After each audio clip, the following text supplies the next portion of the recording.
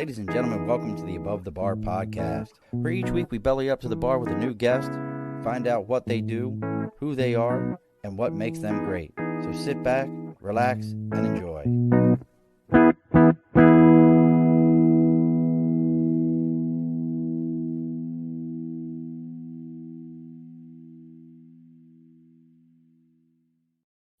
Alrighty, folks, welcome back to the Above the Bar podcast. It's your host, Sean. It is Wednesday, November 9th, pre-Marine Corps birthday eve. So for all my Marines that are out there that are watching, tomorrow, stay tuned. We're doing 2 episodes this week, which is something we don't normally do. So we're doing an extra one, and it's just going to be a bunch of Marines hanging out and telling lies. Trust me, there'll be not one truth told. But today, our guest needs no introduction because she has a blue check mark next to her name on Instagram, which I was like, look at this shit. Who am I? I'm nobody. I don't have a blue check mark, and I'm not paying $8 for it either. Has a blue check mark. She is the Canadian crewing crusher. She is the rope-a-dope rower from, I can't say Ronkonkoma, but we've brought to us today live. We're Canada 2 for 2 this week. So we have with us live today Miss Kristen Roper. That's what it sounded like, the podium, didn't it? Yeah. Well, nobody was there, but that's just so sad. Yeah, it sounds great. Nobody was there. Keep going. It's funny that you're knocking me for the blue check mark because we got them after the Olympics in 2016, and within the first week of me having it, somebody messaged me and was like, how do you have the check mark if you only have like 1,000 followers? Like, so much attitude. And I was like, don't hate the because I'm an Olympian. Suck it. I'm an Olympian. And that's so funny that as you're saying this, that's what I feel like the tone for anyone who bothers me about something like that. Like, why are you doing this? This is unreal. I don't care if it's like I look and it's a 75-year-old man who smokes Pall Malls non-filtered. I just feel like their voice as soon as they start is like, why are you like this? Like, that's all I hear. Yeah. So, well, welcome to the bar there, Miss Kristen. How are you? I'm good, thank you. Thank you for having me. It's fun to be here. Absolutely. We're 2 for 2 at trying to get big in Canada this week. So we're going 2 for 2. So let's go ahead and get the show going here, do a little bit of house cleaning, and then we're going to find out about what it means to be an Olympian and talk about training to be an athlete, all those things today. So first things first here. As you can see, we got the big board over my right shoulder, sticker and a cause. If you've got something you're supporting, something you believe in, something that's important to you, make sure you reach out to us on YouTube, Facebook, Twitter, Twitch, LinkedIn, Instagram, TikTok. It's all the Above the Bar podcast. Or email is the Above the Bar podcast @gmail.com. Send us a message real quick. Let me know what you got going on, what you're supporting. I don't care if it's a podcast, an athlete, a shirt company, whatever it is you got going on. Reach out. Little free advertising for you, and we'll put your sticker on the big board. Now, maybe your media looks like it probably couldn't row itself out of a wet paper bag. You might want to reach out to Media by Dibs. That's Media by Dibs on Instagram and Media by Dibs on Facebook. And if you want to look him up on LinkedIn, it's Andrew Dibble, no S at the end of it. We figured out that I can't spell his name right. But you every single first grader today. Every single first grader. Mr. Dibbles? Yep. All right. Here we go. Thanks, Sean. There it is. You're welcome. Because all the first graders listen to my show routine. Yep. Absolutely. This is required listening for first graders in Michigan. So make sure you reach out to Andrew Dibble. He'll give you a 10% discount off your first order, and he's going to hook you up with a free consultation. All you got to do is say belly up to the bar. So, all right, everything's done. All the house cleaning is complete. I really, I was looking for, I was going to look for the Olympic music for you, Kristen. I was going to play that for you. And then I've thought about it and I was like, I know my luck. I will get sued. DMCA. Well, the IOC is extremely protective over their brand and everything to do with all that. So you probably made a good call. Yeah, they would, and I would be the one guy where they're like, "Once we're making an example of this podcast, you want to play our music? Look what we can do to you. Now play it, little man." Like Yeah. I I feel love like that they're weird, evil Germans. That's great. why would is it? Look, is that not how all this works? The worst people in your life are they always, if they're going to make you do something, they sound like the weird German. If they're criticizing you, they sound like a valley girl. If they're chastising you, it's your mother's voice in your head. This is reality. That's true. Whenever you mock somebody that's bothered you, you kind of always have to have that little tone in it, don't you? Oh, There's a voice for it. Yeah, exactly. Like you instantaneously go back to third grade and you're like, here, I'm gonna go throw this out to everyone. So all that being said, how are you there, Miss Kristen? Yeah, I'm good. Thanks. It's I'm great. I can't complain. I live in British Columbia, which is on the west coast of Canada. So we don't typically get like crazy winters, but it's starting to cool down quite a bit here. So I've just been like snuggled up inside all day trying to escape. No, it snowed twice here, so I'll take some of your good weather. That's not cold. He's the only American right now that has to go south to get into Canada. Did you know that? Really? Wait, where do you live? Upper Michigan. Okay. So he has to go south to get into Canada from the continental United States. How about that one? I was just there. I was just at the bridge. I missed that exit. I'm going into Canada. Oh, Well. I have made the other one, crossing from Niagara Falls, Canada, Yeah. back into Niagara Falls, US. That could be a trip that takes you seconds, and they're like, "Have a nice day." To Mhm. this line Yeah. is going to take forever, and Yeah. I've seen some craziness. But so, for everyone who doesn't know what crew is, do you want me to explain it, or let me explain it and then you correct me? How's that? I was like, okay, I here we love go. that. This is even better. I will explain it and you will correct me. Okay, sounds good. I'll jump in at the very end instead of cutting you So off. We'll if just I see. remember, let's see. So there's 3 crew types in the Olympic, like a single person, 2 people, and then like a whole boat of people. Here, maybe I'll take a shot at explaining. Sean messed it up in the first go. All right. I thought that's what I saw when I was So looking. There there's was like 3 different actually styles. across both genders and weight classes, there's 14 different categories that you can race in at the You were Olympics. super close with 3. But Yeah. I was talking like there's like races where it's just one person in the boat, Right. there's races where there's 2 people in the boat, and then there's races where it's like, what is it, like 7 or 9? Yeah. So within rowing, there are 2 main disciplines. There's sculling and sweeping. So sculling is when an athlete will have 2 oars in their hand. So they'll kind of do this motion. And a sweep athlete only has 1 oar, which would only go out to one side. That makes So sense. there are boats that have 1, 2, 4, and 8 people. So obviously a single scull you can only scull in a single scull, right? Like you have to have 2 oars. And then the 2-person boat will have the double oar and the single oar discipline. Same for the 4. And then the largest boat is called the 8. And that boat, there's only sweeping. And that boat actually has 9 people in it because there are 8 rowers and then 1 athlete that's called the coxswain. And that athlete is sort of responsible for steering and has a microphone and sort of executes the race plan and so on. So I am mostly a sweeper. I can do both, but I've raced and trained most of my time sweeping. So I have 1 oar. And I've spent most of my time in the bigger boats. So the 8 and the 4 is the sort of boat class that I feel the most comfortable in / have seen the most success in. But during training, we sort of move around between all the different boat classes, depending on what the intent of whatever session that we're trying to get is. So, and then, there's men and women, and then lightweight and heavyweight. So in the Olympics, there is a lightweight double. That's the only boat that they have at the Olympics. So yeah, there's the rundown of all the Olympic categories. So what's that breakdown for the lightweight and heavyweight? Like how big of a difference? I mean, the lightweights just have to be. I might get this number wrong, but this is about to make me cry.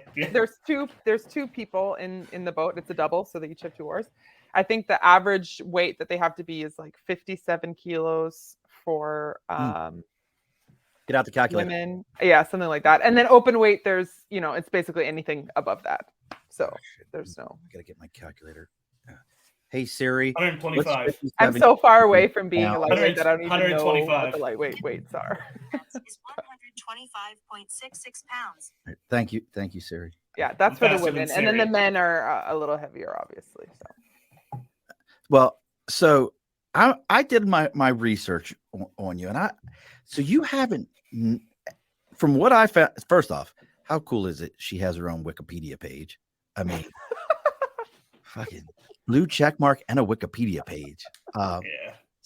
Somebody might be okay with the Valley Girl accent.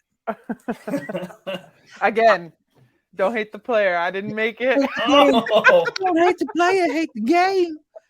I mean, but I was looking. I actually haven't seen that. I hope that the information on that Wikipedia page is accurate. It looks pretty. Well, you tell me. Mm-hmm. It looks to me like, and since 2021, not counting 2021. Okay. You have only in 2019 did you not win some form of a medal for rowing? Like 2010, 2011, 2012, 13, 2 medals, 14, 15, 16. I'm sorry, I missed that. 16, I don't see anyone. 17, 18, and 20. Yeah. Like, yeah. There's one of our. Is it hard to hold that smile back as he's reading off your plethora of no, hardware? I'm just thinking like, ooh, that's a lot of years, Christine. You're not young anymore. Well, what I wanted to, so you're from now. Did you grow up in British Columbia? That's. Yeah, no, actually. So I'm actually a dual citizen with Jamaica and Canada. So I know I get that reaction all the time. Shocking, I'm sure. Jamaica. Yeah, exactly. My dad's Jamaican and my mom's Canadian. My brother, sister, and I were all born and raised in Jamaica. And we actually went to the States for boarding school. I went to a boarding school in Connecticut called Kent. And that's where I learned how to row. I had no idea what rowing was growing up. There's no rowing in Jamaica. And I was 6 feet tall when I was 13 years old. So it was sort of a natural fit for me. They had that sport at school. So I sort of started it. And once the rowing started to get a bit serious, through being a dual citizen, I had eligibility to race for Canada. And so sort of went down that route. And then when I graduated from university, I went to UVA, University of Virginia, for college. Cavaliers. Yeah. ACC. That's right. And when I graduated from school, then I got invited to train with the national team. And that's what brought me to live in Canada. But like I said, my mom's Canadian. So her whole side of the family lives here. My brother lives here now too. So yeah, I'm sort of new to British Columbia, even though my mom's from here. But yeah. So Taylor Swant, who's saying hello, is your complete opposite. So where you're 6'2" in row, she's 5'1" and is a hockey goalie. Oh, there you go. She just signed a semi-pro contract. So yes. Oh, cool. It was with love the women in sports aspect. And then what did I tell you before the show was going to happen? What was the one thing I told you was going to happen, Christine? Do you remember? Maybe a hint. This part on air. No, I don't know. Read that off. Oh yeah, you did say that. Yeah. Yeah, that you'd have a buddy that was going to ask me about what kind of food I eat. So we'll ask that. We'll get this one right out there for Nate. Yeah. We talk about this all the time. And yes, Taylor, I hooked you up. Okay, you're 5 foot, not 5'1". I hooked you up. I was actually thinking 5'2" at first, so I figured I'd go in between it. But do you have, because we'll get into this, but you got to know it. Is there like a pre-post win meal, anything along those lines, or is it kind of like whatever's there is there? Well, we just eat a lot. So rowers, we put in a lot of miles and we train an unnecessary amount sometimes. At the time when I'm training, we eat up to like 5,000 calories a day, probably for the women. Wow. The guys can eat up to 8,000 calories a day. Good gravy. And so, I mean, honestly, we try to eat as, clean. If you eat crappy food, you usually feel kind of icky. Crappy. But I mean, we just eat like my life is like eat, train, eat, break, eat, train, eat, break, eat, train, eat, break. So, obviously after we're racing, you can, have a few drinks and maybe not be as diligent about it. But yeah, while we're training, it's just a ton of food all the time. So you're up in Connecticut. You learn crew. College crew. Yeah. So I rode while I was at my boarding school. And then I got a scholarship to attend UVA, like on a rowing scholarship. So I rode there as well at the university level in the NCAA for 4 years. I want to double. I feel like that's a huge thing, like that area, like the Connecticut, Harvard. Yeah, the sort of New England type. Yeah, New England. Yeah, the New England boarding school rowing scene is actually quite big. I mean, I don't know how many movies have started that way, where it's I'm pretty sure Goodwill like the Hunting rowing has, boat. it has a rowing down. Pretty sure like Silence of the Lambs has it or something in the beginning. Yes. Anything in Philadelphia. So anything in Philadelphia, you're either going to start with the steps or on the Schuylkill at Boathouse Row. Yeah, I feel like Boston is similar too with the Charles. Like there's always some kind of. Now, have you ever rowed Hudson? We have a big crew scene up here where I'm at in Albany. We have a huge crew scene. I can't say that I have. No, not yet.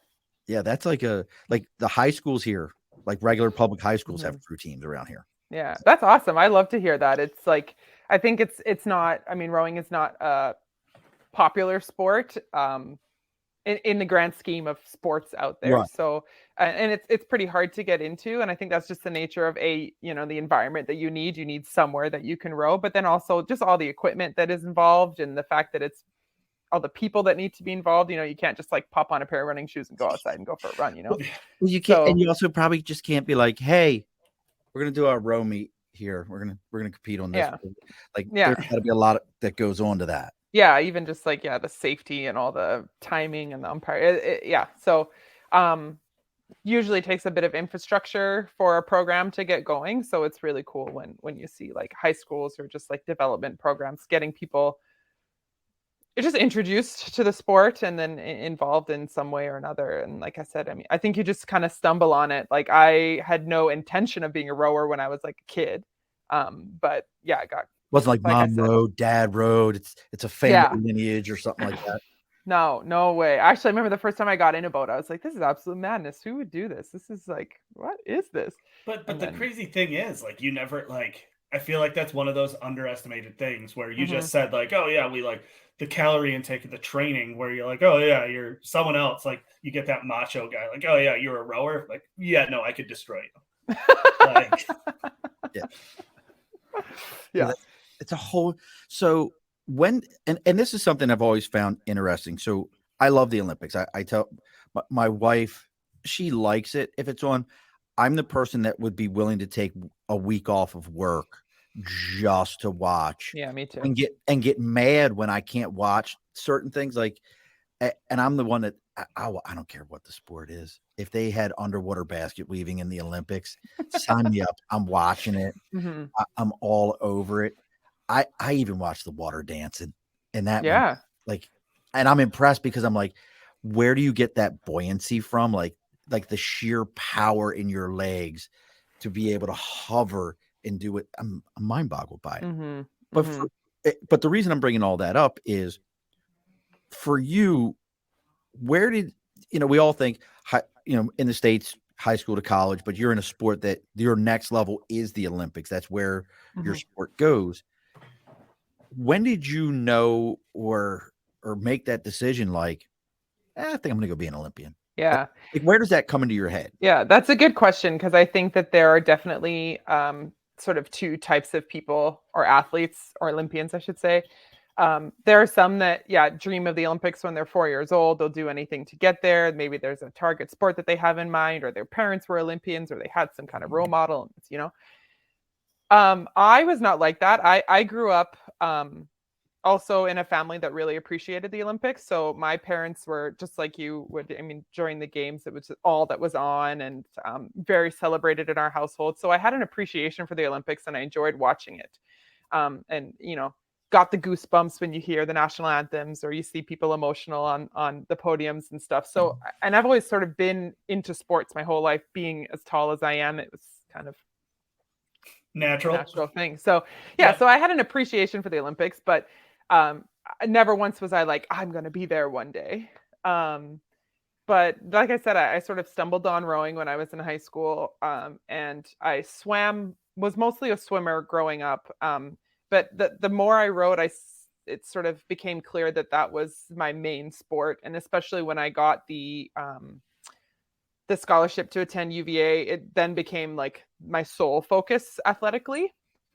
And I think for me, it was just very like, I took one step at a time, and that kind of led me to the Olympics. So I was rowing in high school, and the next step was a scholarship to go to university. So then I went to UVA, and then from there, the next sort of step was, well, now you've been invited to try out for the junior national team or an under 23 team. And I thought, well, maybe I'll do one, so did that. And then upon graduating, it was like, well, you've been invited to maybe try out for a world champs team. So I kind of just like always went to the They next were always invites too. Yeah. And I was fortunate enough that I just really enjoyed whatever level I was at the time.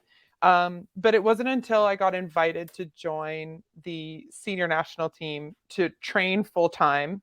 And I made my first World Cup team. So for rowing, we've got a World Championships every summer, and then every 4 years is an Olympics.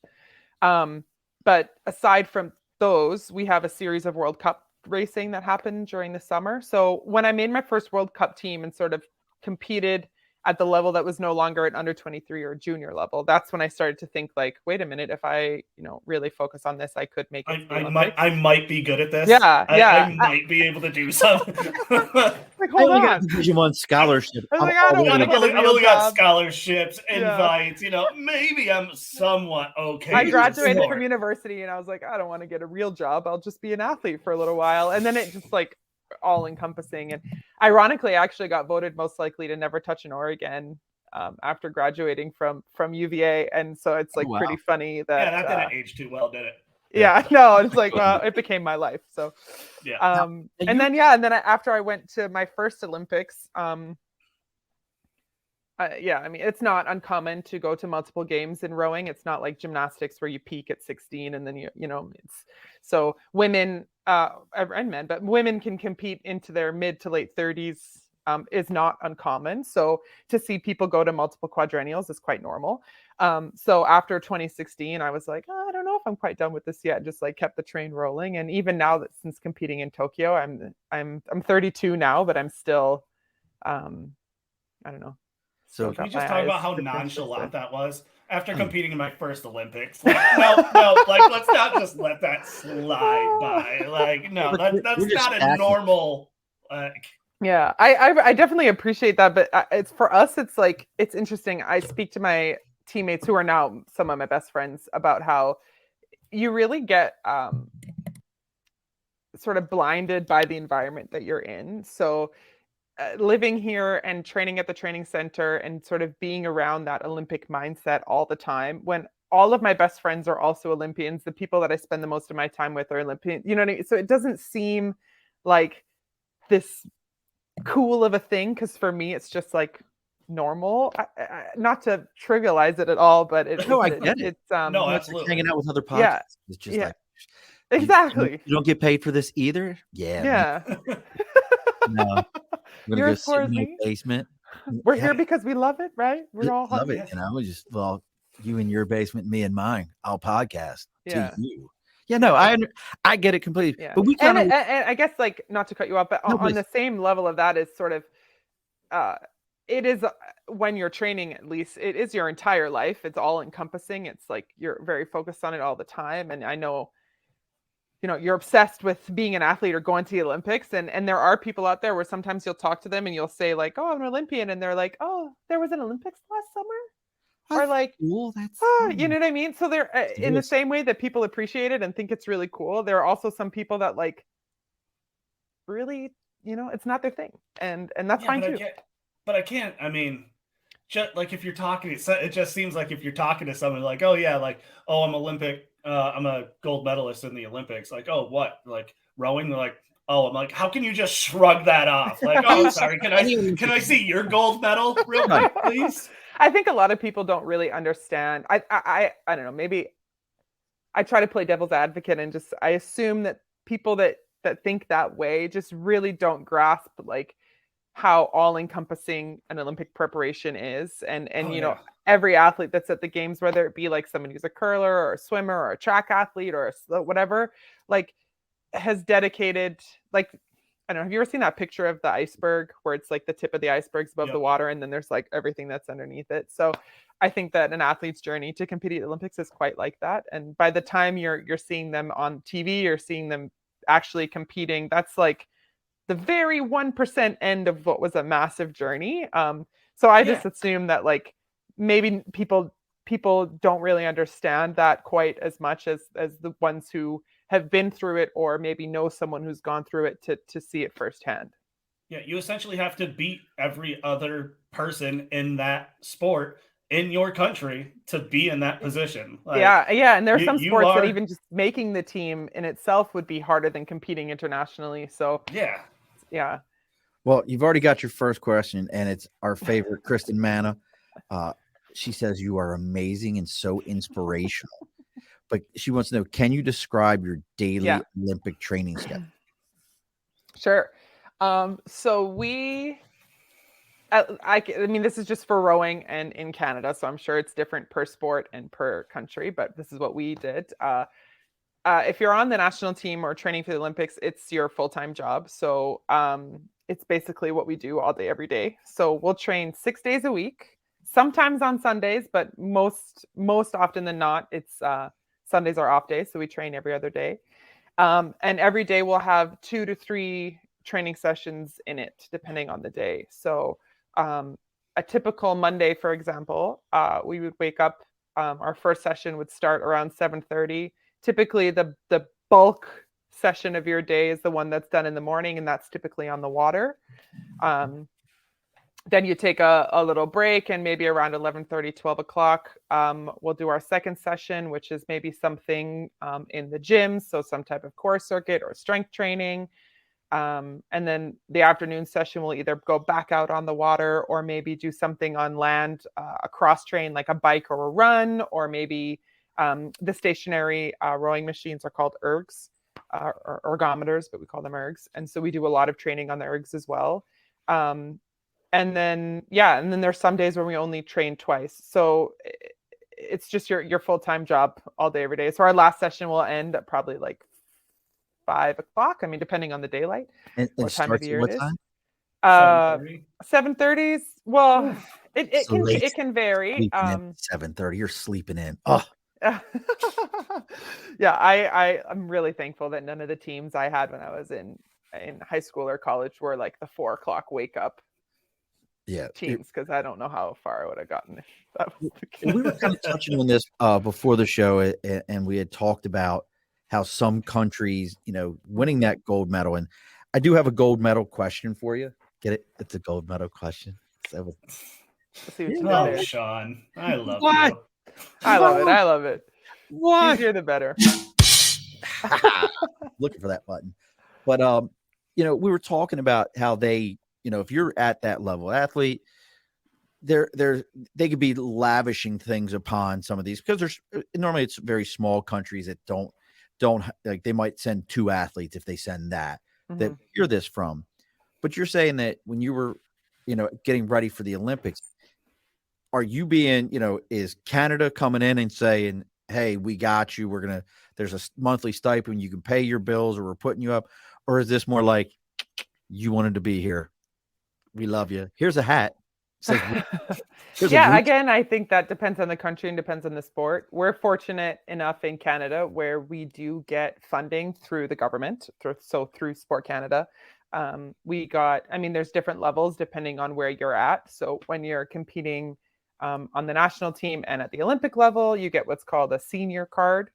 And so basically it's just, funding to cover basic expenses. That being said, it is not a ton. And so we do very much rely on the support of outside sponsors or, even people that will help to fund the team, programs to get involved with. There are a few sort of performance bonuses. So if you medal at a world champs, then you get, a little bit of a boost in your monthly stipend and that kind of thing. But it's hard. It's very hard. And especially, with the cost of living going up, it's definitely a challenge. And it's really hard to, I always found at least rowers are typically not your, most sort of cocky, braggy athletes. Brash. But you kind of have to be that way in order to secure like some sponsors or some funding, and sort of try to get people to support you along the way. But yeah, so we do get like a monthly stipend from the government in order for it to be the full-time job, but it's definitely not enough to buy a house and raise a family and save up forever and ever. So is that on you guys? Like you said, you have to go, like you don't want to be that cocky athlete, but so is that on you guys to go and find like individual sponsors, and then do you have a representative for essentially like your team to go and find? Yeah, it's a little bit of both. Sponsors. So there are a few people or a few companies or groups or whatever that are team sponsors. So for example, while I was on the team, we had some benefactors who would pay for a food card program that gave us a little bit of money that went towards our groceries every month, or things like that. So there are some team-wide sponsors, but I'd say the majority of it is really on the athlete to sort of kind of hustle and apply for different grants. And like one of them, for example, the banner going across the bottom of the screen right now is called CAN Fund. It stands for Canadian Athletes Now Fund. They're a charity here in Canada that supports Canadian athletes winter and summer games. And so athletes who are in need can submit an application, and then they receive $6,000 that they can use towards all things, training, whether that be your equipment or your rent or your, maybe the travel that you need to do that year, like that kind of thing. So we're really, really reliant on just really kind people, basically, who believe in the Olympic movement and want to support people's journeys, because it's not easy. Not all of us are those basketball players. Is that like $1 million contract? Right. Is that a one-time grant, or is it like a yearly you can reapply every year? Or I know with CAN Fund, they open an application every year. And you can be I was a recipient of CAN Fund multiple times, but I believe you can apply once a year. So yeah, there's small programs like that that we really rely on. And other than that, do you get help from essentially from like the, I don't know, I don't want to say team leader, but basically like is there someone that kind of briefs you guys as you're going into this thing and says, hey, here's some of the opportunity, here's some of the, so I got to imagine like some of these kids coming in are super young. Like how to do it. Yeah. They're not going to have any idea. I'd say that's sort of evolving. I can't speak to exactly what it is like now, but especially with the introduction of social media and that idea of like individual athletes being able to have that platform to market themselves, is still relatively new. Like when I first started rowing, especially on the national team, like we didn't have, Instagram page, like maybe you had a Facebook, but sort of that shift in social media as a marketing platform has really changed how athletes can sort of offer themselves up to potential blue check sponsors. Yeah. It helps. Heck yeah, it helps. But yeah, so I think now there is a little bit of guidance in how to do that, and also just like reaching out to other athletes that are trying to figure it out. And I think it's important. I believe it's important for national sport organizations like Rowing Canada or Swimming Canada or USA Field Hockey or whatever it may be, to offer that support to the athletes, because I think it's like a very kind of daunting thing. Like, how do I even market myself? But there are sort of that social media platform and just athletes being able to use their brand has really evolved, especially in the last 4 or 5 years. I noticed a huge difference after the 2016 games versus the games in Tokyo, just with that sort of Instagram, TikTok. It's huge too, because they have to be able to know what, and maybe that goes into another question with you guys as publicists and stuff. Mm-hmm. Are they brief? Don't. You can hire you, Dibs. Look, give her your card, media by Dibs. No, I mean, are you guys briefed on Canadian crew crusher? I need a now. Just I got the Canadian crew crusher, the cuddly Canadian. I'm doing good. I'll just represent. I was gonna say, I don't pitch have some more of those taglines. I'm loving the Canadian crew crusher, and just her, swolled up back on a rope, just rowing. Even better. Oh no, you have to tell me if this one fits, because I love this. It just popped into my head. Okay, let's go. The shirt, the boat, you rowing. I don't care if it's a real picture would be so much better, because I always love those one shirts. Mm-hmm. But you rowing in a sequin dress, just the back, and rowing like that, kind of I love that imagery. I think that would look so cool. Because we don't think of athletes in those type of ways. Mm-hmm. People kind of lose focus. Hey, this guy that you're watching on the rings that you're is a person. He's a person. Oh, and by the way, might be married with kids. Mm-hmm. Hey, this woman who's you see out there, and she's whooping that boat around. Oh, hey, she's a woman. She enjoys to go do those things. She has car payments too. He has car payments. Exactly. I'm thinking this is a whole, how great. I'm not a photographer either. Whoever does my photo that I'm thinking of taking Olympic athletes on their equipment, but in an outfit that doesn't work. Yeah. I think that's an amazing. Yeah. No, see, and I think that's the same. I think that's the same marketing route. I forgot if it was Nike or someone did the same marketing route. Kind of, I think Naked, Sports Illustrated, naked everyone, just that pure rawness. And I think that would be the same thing. That's a genius idea. And now someone's gonna do it. And Sean's gonna be like, "Damn it, that was my idea." You don't say great ideas out loud, do you? Look, you know what? I have so many. I'm on my way to Canada. Let's do this. If I don't get my great ideas out, they just flutter away. Kristen wants to know: are you planning on writing or book or doing any inspirational speaking? Oh my gosh, that's a great question.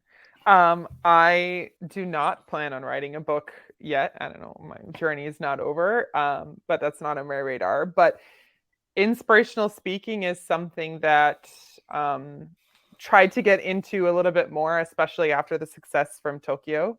I think that, there's a lot to learn from a high performance sport environment. Absolutely.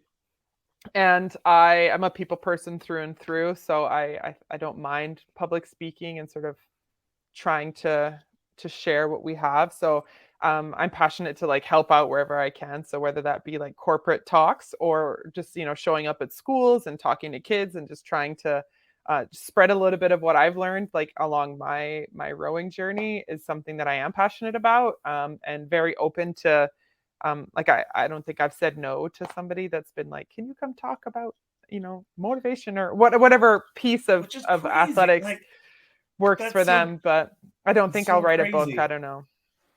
Just sitting here, I just had that thing, oh yeah, cool, I'm doing a podcast with Sean. Cool, I'm talking to an Olympian. Okay, yep. I'm just gonna sit here and. This is what I've done in his life. I bring this magic to him. But now, talking about doing these things and keeping on, and we've had, to reference another guest we had, Laura Amon. She has a deal where she coaches athletes, Olympic athletes, after their careers, college athletes after their careers, because she was somewhere in, I believe it was Ohio. Mm-hmm. She was a collegiate swimmer. Okay. And she talks about how her last swim was the worst swim she's ever had, worst of her collegiate career, got out of the water, and her coach talked to her about it, and she didn't realize, but she had physically defeated herself in like some psychological way. And I ain't trying to go down this shitty path, but I got to ask this question, and it's got to be on every athlete's mind. I know for guys like Dibbs and I leaving the service, this is the last time I'll put this uniform on. Have you given any thought to after, or have you done anything for yourself to kind of mentally prepare for that? Because we talk about it now. We saw the athletes in Tokyo taking a break saying, hey, this is too much for me right now. Have you done anything like that for yourself? Yeah. I think that's like, we could spend hours talking about that topic alone. I sort of think about it twofold. The first bit is sort of that concept you were saying of how you end your career. Like, we prepare and train and work super hard for this one moment that is not guaranteed. And I've had races where I've walked away with gold medals and I've been very successful, but I've also had a lot of really big disappointments. In 2016, we did not get a medal, and it was sort of the first taste of disappointment that I had at that level. And definitely had this, like, self-worth mental battle. You're disappointed, you're really upset. Did you just waste all this time competing to not end on this super high note kind of thing? And so sort of the first lens that I like to look at that in is really appreciating like their journey to an event and not placing all of the worth on what the result is going to be. And I find like in doing that can kind of just put a little bit more purpose behind something. So especially after coming back after the 2016 Olympics, I remember thinking like, okay, the main goal is to win. Obviously, like, you want to do well, but more than that, I want to be able to lose and walk away with my head held high. I want to be able to have a bad race or have something go wrong and not leave thinking, oh my gosh, everything's a disappointment. And that's pretty hard to do. And I caught myself sometimes like having to really check myself, like, am I doing things correctly? Like, could I lose tomorrow and still hang my hat on the decision that I'm making today, kind of thing? Is that when you're thinking about pizza? Is that decision? Kind of. But then also, I guess like the sort of second half of that is like life after sport is a massive transition. I think that there's more attention that's being shed towards like the mental health and sort of awareness of all of that for athletes, especially in the last like 5 or 6 years that maybe wasn't there before. So yeah, I mean, you go from something being my whole life revolves around this way of life, this way of training, the way I eat, the way I think, the way I, operate, like my mindset, and you're targeting this one race. And the second that you cross the line, or the last time you put on the uniform, the last time I get in a boat kind of thing, you get up out of the boat and you're like, wait, who am I now? Like, what is my purpose? Like, it's really hard. And even after the result that we had in Tokyo being great, like a gold medal, I was super proud of that. Like, I definitely went into that sort of like post Olympic depression where you just try to figure out who you are. And the transition is very, very challenging. And I'd say, I've found some things that are helping out, but it's not easy. So yeah, I don't know. That was a very long-winded way of answering your question, and I hope I got to it. But like, basically, it's about the journey, not the result. And finding out who you are outside of sports is not an easy thing to do. And yeah, there you go. That was, you nailed it. Kristen wants to know what your social media, where they can follow you. There is a Facebook page, Kristen Roper Athlete. It's like an official, like a legit Facebook page. Oh, is it? Yeah. There's 2 followers. Nice. Some other guy, I'd say my main platform is on Instagram. So CF Roper 15 is my handle. And that's like the same one that I have on Twitter. And I'm sure you could find it on Facebook, but Instagram is probably the best one to go to. So you made a couple of really good like when you're talking, oh yeah, like I want to be a public speaker. Like you've thought about being public speaking. Like one of those things that you said definitely resonated because I just had the same conversation with a couple of my players the other day was cool. There's so much value. And I told them, I'm like, I want you guys to win a championship, but I honestly don't care how you win. What I care about 100% is how you lose. Like that's what is. It's harder. Really it's a lot harder to do. It is. And then you said like the disappointment that you had in 2016. And then, so in your head, when you're going through that process, is part of it kind of, we just got a gold medal. Now, do I end on this high note on the risk of the next, like Sean was saying, where who knows what that next one's going to be? And do you want to chance it ending on a lower note? Exactly. Exactly. Yeah. And I feel like that's such a, like just a battle of your own mind. Yeah, because we're always growing and learning. I don't think that in anything, I don't think you're ever like perfect and nothing else to improve. So even after winning the gold medal, we're good. Even after winning the gold medal, I could still pick apart, things that I wish that I could have done better or areas that I think I can improve. I don't know if that's just the athlete mindset, but you're constantly critical of how you can be better.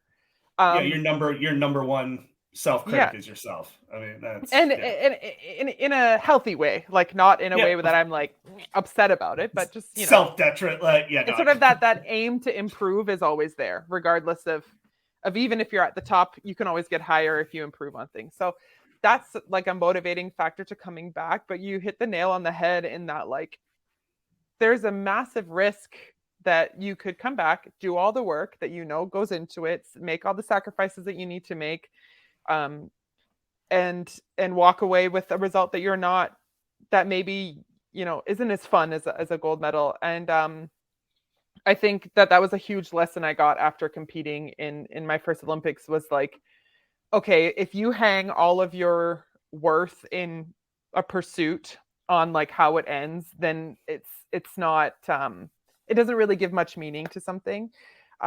And I find like I've really learned that like the process and the journey, like how you compete, your mindset, how you prepare, like those are all things that are way more important to me, at least, than like the result at the end of the day. That being said, I'm very competitive. Of course I want to win. And of course that's the goal. Like I don't want to lose, but I think like, I don't know, the way we thought about it. Yeah. The way we thought about it leading up to our race at the Olympics, where we won, was like, yes, we want to win, but more than that, we just want to be the best versions of ourselves that we can be. And wherever that ends us up, like we have no control over that. We can only control like how good can we perform. We happen to believe that at our best we would be better than everyone else, but that's just like at that level you have to think that way. Yeah. And I think like, I don't know, in order for me to keep going and to pursue the next one, I have to be okay with knowing that you could fail. That's like a huge possibility. But it's almost more, I think, I don't know, I find a lot more, I have a lot more respect and admiration for people that aren't afraid of failure. It's not a bad thing. It's just like, it's an opportunity to improve. And it doesn't mean that you have no, like, it doesn't take any worth out of the process just because you maybe didn't walk away with the result that you wanted, basically. Now I'm curious, I have some Olympic Village curiosity. You've been in the Olympic Village twice now, right? Yeah. Two very different villages. Which I was going to say, I imagine they were very, very different from each other. Yeah. 16 was China, right? Brazil. So one was a Brazilian Olympic Village. That was the one that was so controversial because like basically the Brazilian government wiped out entire like people's homes. Like, sorry about your luck. Call your local dealer. Maybe he'll give you a place, and just wiped them out. That's right. So I'm curious, like, so we all heard the story in 2021 with Japan and the cardboard beds, and that the rumor that was going around was they could only hold so much weight, and they were doing this so the athletes weren't causing trouble. Entangling. That was the word. Entangling. There was that, going on. Yeah. But first off, answer that one. Was that what that was for? Did they tell you? I can confirm that the beds in Tokyo were made of cardboard. That's crazy. That is insane. Yeah, did you hear were. this from Dibs? Did you know about this? Yeah. No, I heard about. Still, Yeah, they like, were that's fully just... like the bed frames were all like built from cardboard. Like if you unfolded and collapsed it, you could just like collapse it like you would break down a Very box. Like, it was Japanese, very insane. well, thought And out. the mattress I think was made out of like recycled plastics. And so the message that we were given Sounds so comfortable. Yeah, no that's complaints here. But like the message that we were given is that the more the environmental sustainability piece, which is pretty cool. I can neither confirm or deny the all weight right. limit on How- said cardboard beds. Hey now. I gotta get another one of those in for that one because now I'm like, I want to dig into that story, but I'm not going to dig into that story. But look, Kristen's already like, I'll give you her information. Oh wow! Oh, that's awesome. Like I she's said, good. yeah, I'm open to public speaking. I'm not like the best at sort of searching it out, but I'm very obviously passionate about what we've done. So food, Olympic Village food. Let's go Yeah. between the two. So let's go. Hold on a sec. So let's do this for a second. So Brazil dorms, Yeah. Japan dorms. yeah. Which So was better? They were just very different in a few ways. For us on the rowing team, when we were in Rio in 2016, we actually stayed in a hotel while we were competing. So rowing takes place in week 1 of the Olympics. The Olympics is usually just over 2 weeks long. So rowing is in week 1, and we were living in a hotel that was closer to our venue while we were competing. And once we finished competing, then we got moved into the Olympic Village. So slightly different vibe in that, like, at that point entering the village, we were out of sort of competition mode and more in Have a good time.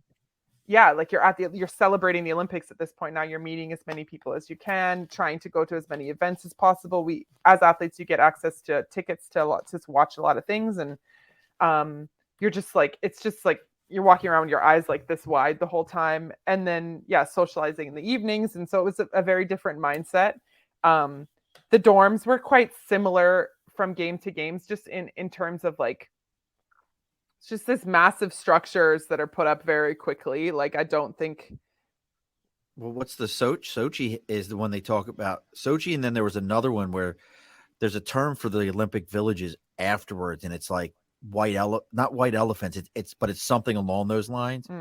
Where these countries dump so much money, like Sochi, for an example. Yeah, there's nothing. And I think the sort of maybe sort of long-term goal for these places, like I think in Tokyo, all of the apartments were made out of drywall essentially, because the plan was that they would, after the games, be like gutted and turned into apartments. So it just depends on like what the the long-term goal is. So they had a plan for it. Exactly. But in Tokyo, it was just so different because we were staying in the village while we were competing, which is separate, obviously, than what I did in Rio. And then COVID was happening at the same time. So that in itself just changed the entire Olympic experience. Was just completely different because of COVID.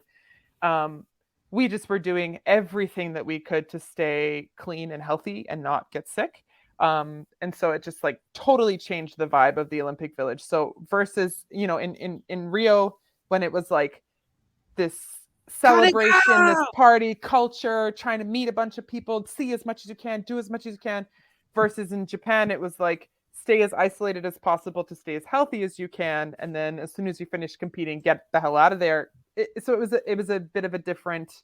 Oh, so there wasn't hard to compare the two. There wasn't like hanging out for the extra week and a half for Japan. No, we unfortunately had to we were on a plane back to Canada the next morning, the next day, because they needed our space for, like, there's only a limited amount of space. Obviously, all the athletes that are competing in week 2, they move us out of the residence at the Olympics and move them in. So it was like a whole thing. But honestly, at that point, like, I think I can't speak for everyone. For me, I was just so thankful that the Olympics were even happening. I mean, the height of the COVID years were tricky for everybody around the world, but originally the Olympics were canceled, then they were postponed, and there was all this massive question mark: are they going to happen? Like, a lot of controversy around whether they even should happen. So I was just so grateful that they were even taking place in the first place. That, like, if they told me that I needed to wear 15 masks, test 15 times a day, like sleep under a brick, like I would have done it, because at that point you just like do anything that you Under can a to make brick. it happen. So yeah, I don't know how I pulled that analogy out. Here's your blanket. Sleep under it. It's just Yeah. a brick. So That's so great. yeah, and it was a shame to not have our families there. There were no crowds, no family, like it was, you know, the empty stands and that kind of thing was very weird. But yeah, I how was does just that like mess with? Because I know in professional sports, like they actually started You said pumping it's not like a professional, Deb? Did you say her sport No. was professional? no, but I know what you mean. Like in the NHL, I'm they getting like play to the that crowd point over that the it's still a speakers. professional sport. That it amps you up. Like crowds can really get you going. Definitely. I mean, like, and I feel like that silence too. Like I remember watching some UFC fights, and I'm like, this is awkward. Yeah. Like, luckily, I shouldn't be hearing some things that I'm hearing. Luckily, with like, my sport, dudes fighting in a bar. Yeah, yeah. The crowd doesn't really play as big a role in our sport. I mean, we race over 2,000 meters, like we're in these boats. Usually the grandstands or the sort of the section with spectators isn't till, you know, the last 500 meters of the race anyways. And you can definitely hear the crowd, but it's different from like an arena sport where the crowd is so sort of a part of it. So I think just with rowing, I was just really lucky that it really didn't change much of the dynamic, having a crowd there or not. Emotionally, it was, you know, having your family around or your loved ones there to support, or just like having huge. That network there is a massive, massive thing. But, you know, that I miss, but at the end of the day, like, just find a different way to support you. Everything you can stream these days. I knew they were watching me. They just weren't in Japan. They were like on, you know, their couches at home instead, but it was so we're talking about, you know, the next summer games. You're considering, you know, hey, I still got some juice in the tank here. You know, I do need to discuss with you in the next Olympics about you putting the Above the Bar podcast sticker on the boat. So that the camera can see it. And on I can include the rules of sponsorships and stuff are just so tight, especially at the Olympics itself. The IOC just has like complete. This is such a nice way of her telling you to No, listen, I'll say this. I'm not allowed to race with like personal sponsors or programs or shout outs or whatever at a World Championships or an Olympics, but I'm allowed to train and do all that in whatever I want. So I'll pop the Above the Bar podcast on a t-shirt, wear it on hats, whatever. You can get photographed in it. I just can't race. Well, just so you know, every guest gets a shirt. Oh, really? Yes, that's a real thing. I love free things. Everybody gets the baseball style, like because you know, the Above the Bar podcast, softball, bars, you know, it kind of has a vibe to it. Yeah, I get it. I'm picking up. So this is super cool. Like the whole experience is amazing. Like, have they done, obviously we've seen documentaries through other stuff. Has there been anything, like, have you guys had a doc team follow? Because I feel like, especially when you're talking about your training process, like just to see that start to finish. And I mean, and watch you guys go that journey of that entire year to where you're on the podium. I mean, have they talked about doing anything? Yeah. Huge. It's a huge journey. There's so many parts to it too, which I personally think would be super interesting. My team in particular, no, we haven't like done anything like that. I'd say the closer we get to the Olympics, the more sort of noise and media attention that we get. So in the actual Olympic year, we do have some like broadcast companies or whoever that will come out and they'll sort of film us for a few days to make, you know, media packages as they promote the Olympics or whatever leading up to the games. That's sort of the extent that I've been involved in myself. But I think, I think not just in rowing, in any sport, sort of seeing the behind the scenes of what it takes to get, you know, on the performance level for an athlete. Well, I don't think people really see. I mean, we see obviously the athletes, we see you guys performing, but we don't see, and as painful as it is for you guys, but we don't see the emotional breakdowns. We don't see a lot of times. We don't see that. What you were talking about, that internal that struggle, sacrifice, or can how I keep it's all going? encompassing. It's not just like it's not just the times when you're at practice. It's like the food that you're consuming, your recovery, how are you sleeping, like how are you spending your time when you're not training, is also just really important. So in that regard, it would be really cool to see like that whole journey, I think. So obviously it's super intense what you're doing. Do you guys have like almost like backups to your team? Because obviously like things can happen. You can like what's that look like? What's that depth chart look like for you guys for say like a team of 4? In our sport, like I said, there are all different boat classes that will race under, but for a majority of the year we actually train as like one big unit. So let's say there are 16 racing seats. So between the 8, the 4, the pair, whatever, there's 16 people that will race. We sort of will maybe keep like 20 people in the training environment and sort of change combinations of those seats. The lineups and the selection process really doesn't happen until the sort of tail end of the competition year. Yep. But with a team that size, like when you're dealing with 20 people, at any point in time, there's almost always someone that is sick or injured or something. So sort of that, the reserves and the backup and the plan B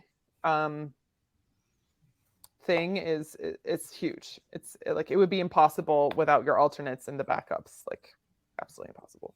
Now, how about for you, as this next where is the next Summer Games? Paris in 2024. Okay, Paris 2024. Yeah.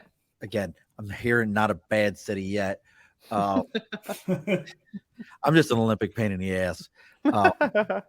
But what's like for you to go from working out and staying as an active person to getting back in shape, to getting to a competitive level? What's I mean, you've been doing it, for, would you say you were like 12 when you started, probably? So 20 years? Yeah, I was 13 or 14 when I first started rowing. So it's been 18, 19 years you've been doing this. What does it take for you? All right, shit all over. I'm sorry. Right, Sean? Like 5 years, 6 years. I'm sorry here. No, but yeah, how would I anything at Andy's own affair? But what is that time like for you to go from, all right, let me turn it on and let's go? I think I'm lucky in that because I have been rowing for so long, that base is there. But it will definitely take, like it would take a few months for sure to sort of ramp up from, at this current state, I maybe work out for like an hour a day, 5 to 6 days a week.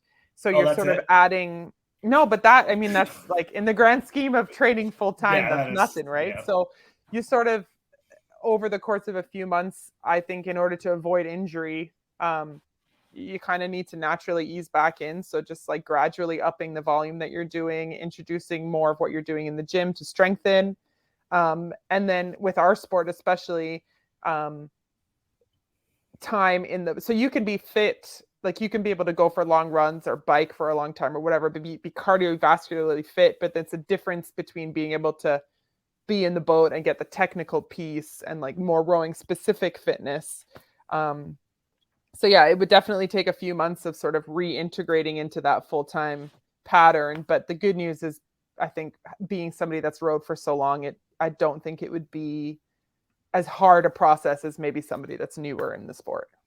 Not going to be. So what is that rowing specific, like you said, rowing specific workouts? Like what are you looking at? Obviously. Yeah. Well, I mean, the body, first of all, like the physical toll on the body, the main muscles that you use when you're in a boat, obviously your legs, and a lot of strain on your your midsection, and then you've got your arms. And so it's getting your body into that fitness of like sort of activating the right muscles, if that makes sense.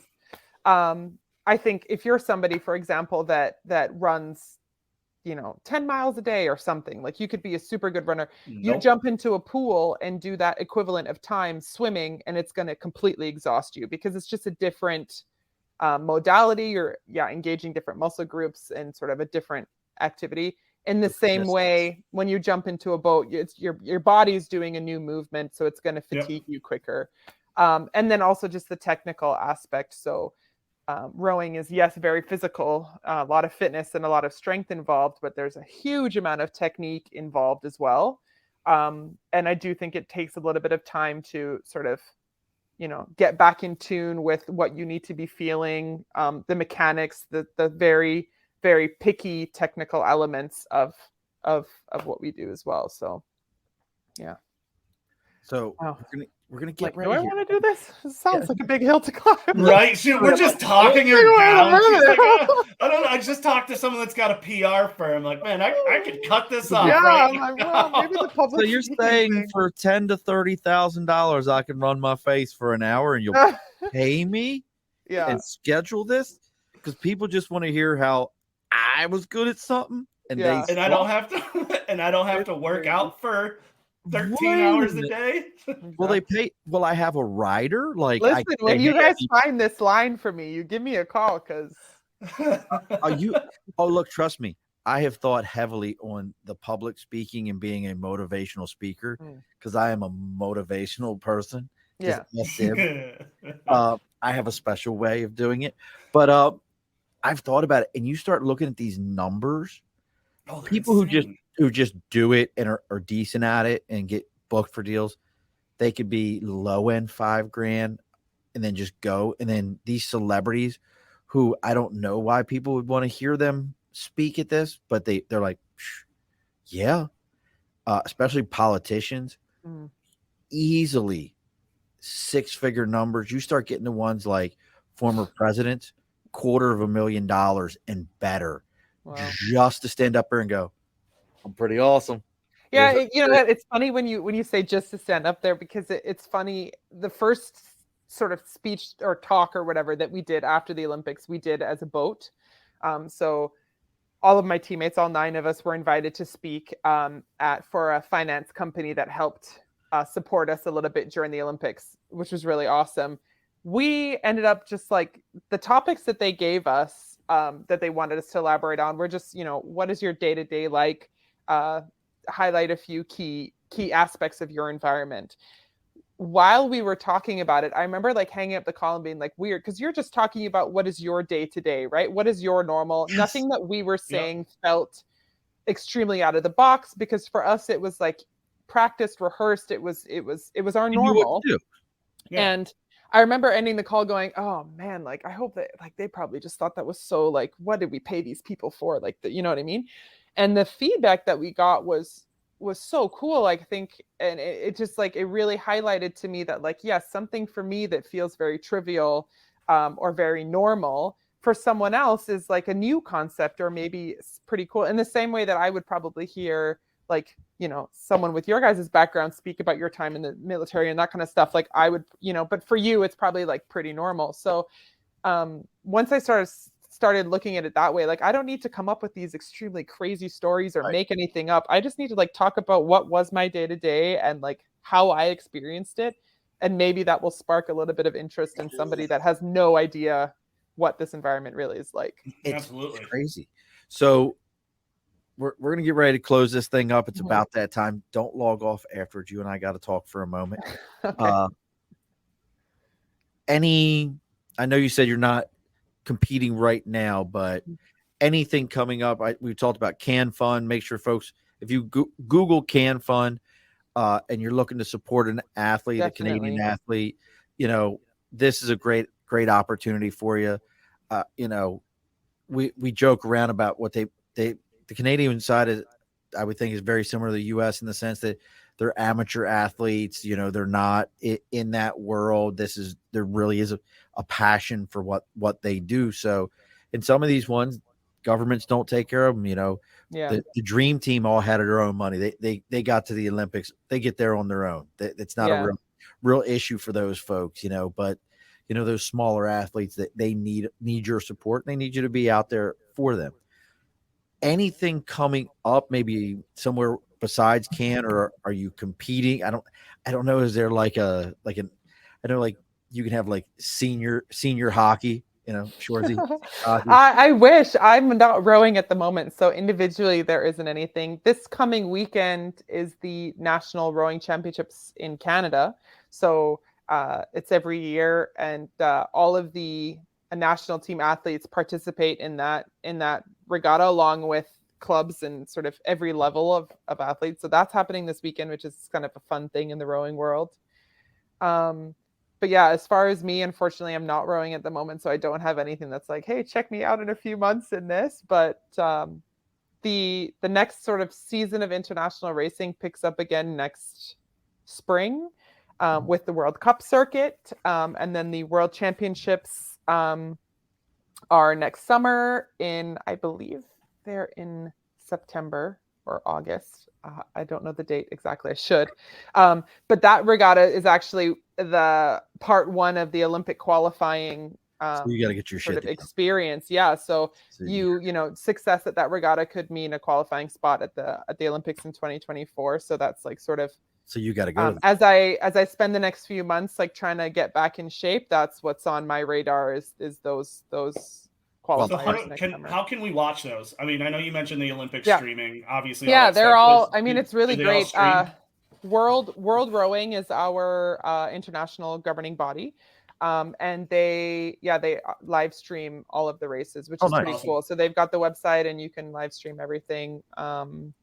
And then you can even watch recordings of races, because I mean, if the racing is in Europe and happens at 2 a.m. your time or something, you can watch recording of past races. Up to I think like the early 2000s, like the archive of races are all on there. So yeah, it's pretty cool. And then there's some networks, like, I mean, I don't know about the US, but like in Canada, for example, rowing is a bit of a popular sport. So when the World Championships happen, sometimes they'll air it on TV and that kind of thing too. But we get row sports like that on TV. Mm-hmm. Yeah, definitely. Yeah. I'm basically gotta be some channel. I'm basically in Canada anyway, so yeah, exactly. Michigan. ESPN Ocho Cinco. I think that's what channel it's on. So we've got all those things coming up, and obviously folks can find you on Instagram. It's CF1 Roper. Is that CF Roper 15. Roper 15. Yeah. So they can find you there. They can find you on LinkedIn as Kristen Roper OLY. That's right. They can find you there. They can come be the other, like the third follower with me. Kristen Roper athlete, which was like, as soon as you type her name in, that's the first thing that pops up. Is her in her, Superman pose and 35 medals. Really? Oh, I need to go check this out. Should I follow myself? It's on Facebook. It's Kristen Roper athlete. Oh, really? Okay. Yeah, I was like, oh, there's one. Well, maybe I'm reading that wrong. Maybe it's like one new one. And I clicked it and it went 2. I was like, oh shit. Okay, I got it. So make sure you're taking the time, and and look, if you can't find Kristen, you want some information, you can reach out to us on Facebook, LinkedIn, YouTube, Twitter, Twitch, doggone TikTok, Instagram. It's all the Above the Bar podcast. Emails the Above the Bar podcast at gmail.com. If you got that sticker, you want to find out how to talk to Kristen. We're going to hook up Kristen and Kristen, C Kristen and K Kristen, and then we can figure out this whole speaking arrangement deal.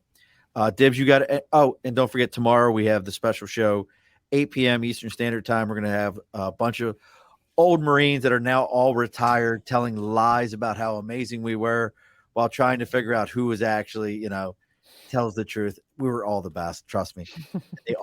I used to drive them some bitches nuts. Then you were doing it right. Because I was senior to all of them. I led them all. I retired before all of them, and then they all surpassed me in rank. And it's so great that but I used to torture them. Like they would send me kids to go to boot camp, and I'd be like, your kid's just jacked up, just they're like, what, Coney? I'd be like, come get him. He ain't going to boot camp. They get so mad at me. I was that guy. Dibs, you got anything coming up? I don't know about coming up. I mean, we got our schedule still going. We're rocking away, but huge shout out, former snow player from 2 years ago, Logan Lambden, just got loaned over to the Chicago Wolves. He's one step away from the NHL, so it's a huge thing for us. Nice. Yep, it's awesome. Tell me more about what is the NHL? What is that? Easy now, lacrosse. I don't watch it. I watch lacrosse. See, and NIL, National Individual. No, it's huge for us. I mean, to have our players come from us, to have him go up to play with the K-Wings, to be Rookie of the Year last year, and now to see him in the AHL and just that one step away from getting to the show it's a big deal for us. It's why we started the league and the teams. So nice. So we have one simple rule, and remember, don't log off afterwards, Kristen. We have one simple rule. The guest always gets the last word. So what is the final word? Final word is, I don't know. I guess I'll end it with like a bit of a challenge to anybody, is to just like try something new that you don't know if you'll be good at or not, just for the sake of putting yourself out there, and you never can tell what will happen. So yeah. Alrighty, folks, be sure to push your stool in. This has been an Earplug Podcast presentation, found on earplugpodcast.com, iTunes, SoundCloud, and wherever your favorite podcasts are found.